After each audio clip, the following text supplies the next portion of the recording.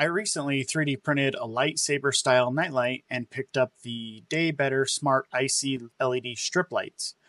These lights are 16.4 feet of color-changing, music-reactive awesomeness.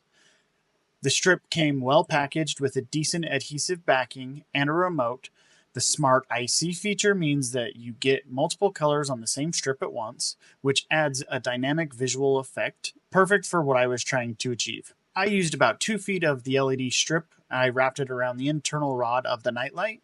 Right away it glowed evenly and bright. I could adjust the brightness, the speed, as well as the patterns. Now please note, the DAYBETTER app isn't the fanciest, but it does work.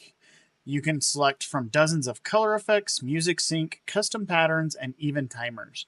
I especially loved the flow and rainbow modes. They really made the nightlight come to life. Couple of pros: very bright and responsive. The adhesive worked well, and the music sync is actually pretty fun. Some cons: the app UI feels a little clunky. You also need a nearby outlet or USB power. It doesn't run off batteries.